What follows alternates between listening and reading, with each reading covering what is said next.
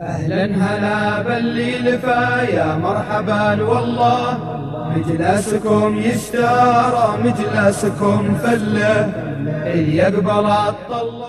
السلام عليكم ورحمة الله وبركاته.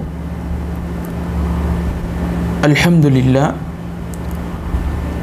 لله رب العالمين والصلاة والسلام على رسوله الكريم وعلى آله وأصحابه أجمعين أما بعد.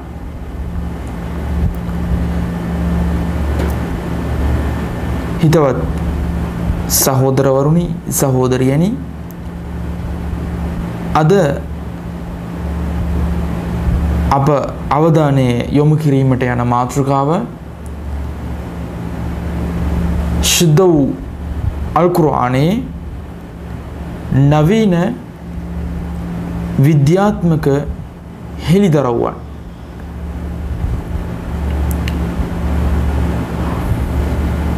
අද සමකාලය ගත් කල නවීන විද්‍යාවේ හිණි පෙත්තටම ගොස් ඇති කාලයකි. විශේෂයෙන්ම අද සියලුම ක්ෂේත්‍රයන් පහේ සියලුම ක්‍රියාවන් සිදුවීම් පහේ ඒවා අණු කොටස් වලට බෙදී ඒ අණු කොටස් විවිධ පරීක්ෂණයන්ට ලක්කොට එමගින් විවිධ කරුණු කාරණා සමාජගත කිරීමට තරම් අද විද්‍යාව දියුණු වී තිබෙන යුගයක අපි ජීවත් වෙමින් සිටින්නෙමු. මිත්‍රවරුනි, මෙසේ සියලුම දේවල් කෙරෙහි නවීන විද්‍යාව විද්වතුන් විද්‍යාත්මකයින් තමන්ගේ සහජ සම්පූර්ණ හැකියාව යොදාගෙන ඒ ගැන පර්යේෂණ කර වාර්තා දත්ත තොරතුරු අද හෙළිදරව් කරමින් සිටින කාලයක සුපුරුදු පරිදි තම එකම අභියෝගය වන ශුද්ධ අල් කුර්ආනයේ හැකිනම් තවත් මෙවන් ග්‍රන්ථයක් ගෙන එන්න යනුවෙන් කියන මෙම ග්‍රන්ථයට කිසිම හානියක් සිදු නොවීම ඊ타මත්ම ආශ්චර්ය දන්වන පුවතක් ලෙස සඳහන් කරන්න පුළුවන්. ශුද්ධ වූ අල් කුර්ආනය ගත් කල එය භාෂාමය අතින්ද එවැගේම එහි ශෛලය ස්වරය ඒ පාරායනා කරන විට කියනු ලබන පාරායනා කරනු ලබන එම ස්වරය එවැගේම එහි අඩංගු කරුණු කාරණා මේ කිසිම දෙයක් කාලයෙන් පරණ නො වූ තවමත් මෙම විද්‍යාඥකයින් හට පවා ඔවුන්ව පවා විමතියට පත් කරන ආකාරයට එහි පුවත් අන්තර්ගත වී තිබීම හුදක් මෙය මිනිසියෙකුගේ නිර්මාණයක් නොව යනුවෙන් මිනිසියෙකුගේ නිර්මාණයක් යනුවෙන් පවසා අහක නොදමා එතුලින් යම් යම් කරුණු කාරණා ඉගෙන ගැනීමටත් ඒ වෙතට නැඹුරු වීමටත් අපිව පත් කරවන සුළු දෙයක් වශයෙන් පත් වී තිබෙනවා.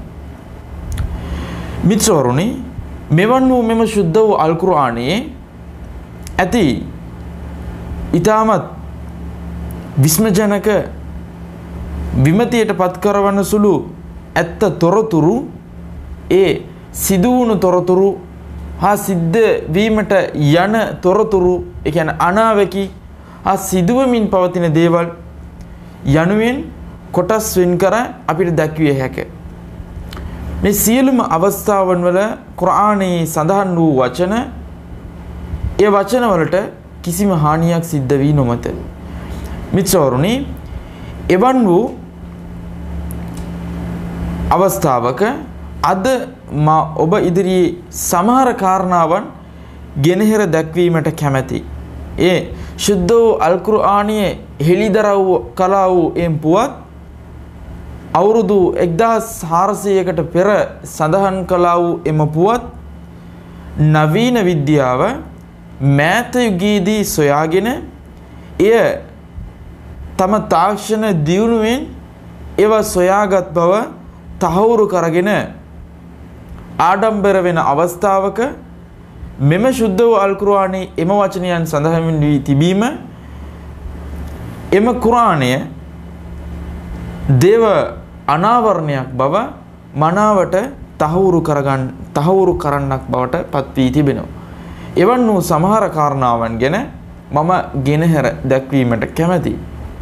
මිත්‍රවරුනි, එවන් වූ කාරණාවන්ගෙන් එකක් තමයි මේ මෑතකදී කලල විද්‍යාඥකයන් විසින් සොයාගත් කාරණාවක්.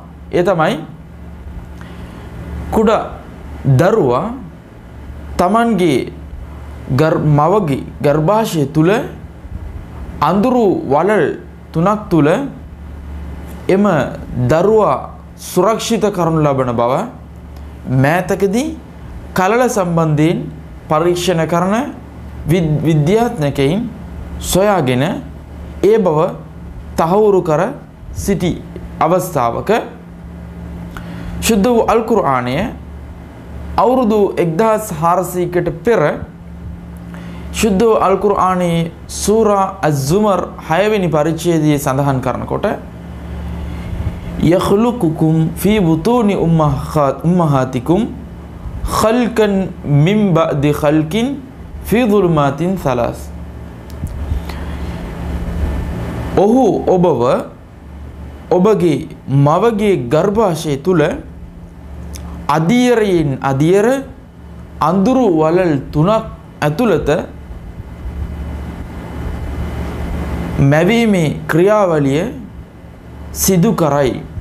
මෙම වචනය තාමත්ම පැහැදිලියෙන් මෙම නවීන විද්‍යාවේ සොයා ගැනීමට කදිම සාධකයක් කදිම සහතිකයක් වෙන බවට කිසිම සැකයක් නැහැ.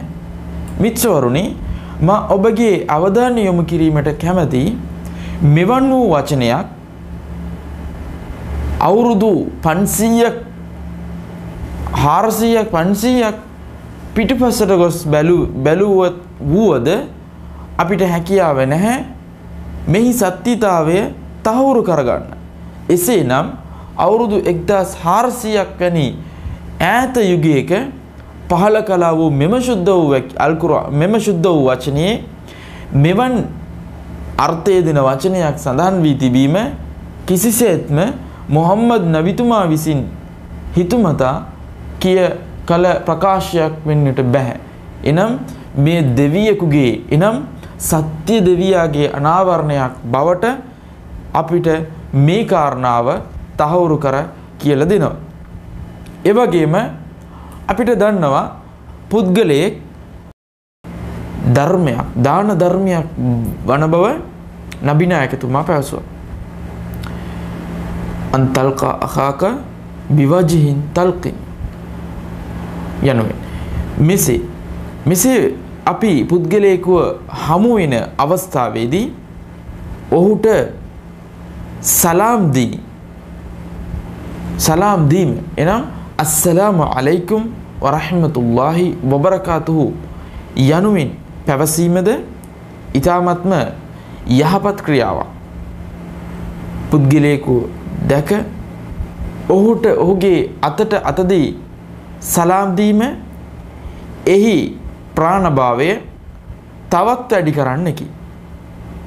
නමුත් පුද්ගලයෙකු අපිව දැකීමට බැහැ දැකීමට පැමිණෙන අවස්ථාවේදී නැත්නම් ඔහුව යම් අවස්ථාවක දුටු වෙලාවේදී ආචාර කිරීම සඳහා නමස්කාර කිරීම සඳහා නැගිට සිටීම හෝ කෙනෙකුව බැහැ දකින අවස්ථාවේ ඔහුගේ දෙපා මුල වැඳ වැටීම ඉස්ලාම් ආගම තහනම් කරයි.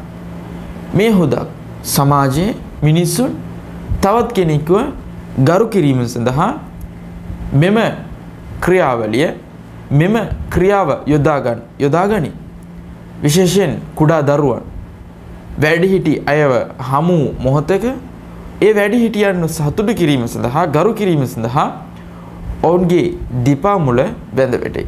නමුත් නබි නායකතුමා මේ තහනම් කළ අතර ය මැවීම් කරුවා වන අල්ලාහ්ට පමණක් කළ යුතු වන්දනාවක් යනුවෙන්ද පැවසුවේ.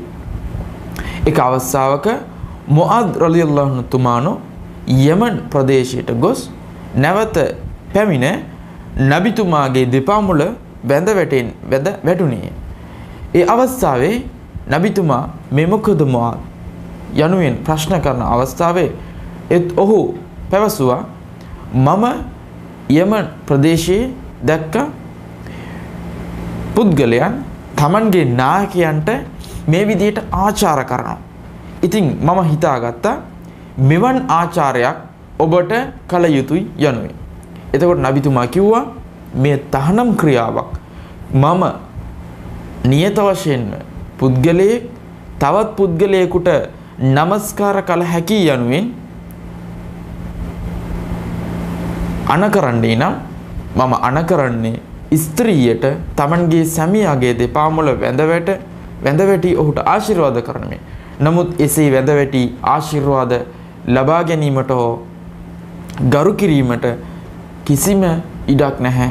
එය දෙවියන්ට පමණක් කළ යුතු වගකීමක් යනුවෙන් වන්දනාවක් යනුවෙන් මේ අහමද් යන ග්‍රන්ථයේ සඳහන් වී තිබෙන පුවත.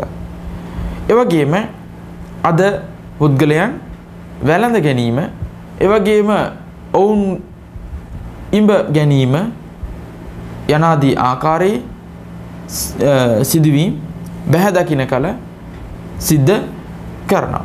මේ වැළඳ ගැනීම ගැන ගත්තේ නම් එය පුද්ගලයෙකු තමන් වෙන් වී යන අවස්ථාවේ නැත්නම් තමන්ගේ ඊ타මත්ම සමීපතම ඥාතීන් අතර නැත්නම් සුවදත්වයේ ප්‍රකාශ කිරීම නිමිත්තෙන් පිරිමින් අතර ස්ත්‍රීන් තමන් අතර මෙවන් වැළඳ ගැනීම තුලින් එම සතුට ප්‍රකාශ කිරීම තහනමක් නැහැ. විශේෂයෙන් මේ බව ඉස්ලාම් ධර්මයේ ඉතිහාසයේදී පවා මෙවන් සිදුවීම් සිද්ධ වී තිබෙනවා. එවැගේම නැගිට ආචාර කිරීම නැගිට පිළිගැනීම යනුවෙන් බලනකොට කෙනෙකු ඔහුට ගරු කිරීම පිණිස ඔහුව පිළිගැනීම පිණිස නැගිට ගොස් ඔහුව සුහදව පිළිගැනීම කියන කාරණාව ඉස්ලාම් ආගම අනුමත කරන අතර එය හුඟක්ම ඔහු ආධ්‍යාත්මික නායකයෙක් ඒ නිසා නැගිට ඔහු ආචාර කිරීම කළ යුතු යනුවෙන් කිසිම ස්ථානයක සඳහන් වී නැහැ. නබි නායකතුමා පවා නැගිට පුද්ගලයෙකුව ගරු කිරීම එය තහනම් වූ ක්‍රියාවක්. එය තමන්ටද කැමැති නැහැයි කියන පුවත එක් අවස්ථාවක නොව අවස්ථා කීපයකම නබිතුමා සඳහන් කර තිබෙනවා. වරක් නබිතුමා පැමිණෙන අවස්ථාවේ නබිතුමාගේ මිත්‍රවරුන් එතුමාව දැක නැගිට සිටිනවා. ඒ අවස්ථාවේදී එතුමාගේ මිත්‍රවරුන්ට නබිතුමා අසුන් ගන්නා ලෙස පවසා ඒ තහනම් වූ දෙයක් බව පැවසුවා. එවැගේම හිසනම ආචාර කිරීමේ සිරිත ක්‍රියාවලිය පවා සිදු කිරීමට නොහැක කාරණය මෙයද ඉස්ලාම් ආගම තහනම් කරයි. ඒ තහනම් කරන්නේ එම හිසනම ආචාර කිරීම අපේ මැවීම් කරුවවන අල්ලාහ්ගේ තොර වෙන කිසිම කෙනෙකුට එය නොකළ යුතු බැවි. මේ ආකාරයට පුද්ගලයෙක් තවත් පුද්ගලයෙක්ව සිනහ මුහුණින් යුතුව අස්සලාමු අලයිකුම් වරහමතුල්ලාහි වබරකාතුහු යනුවෙන් අතට අතදී ආචාර කිරීම ඊටමත්ම හොඳ ක්‍රියාවක්.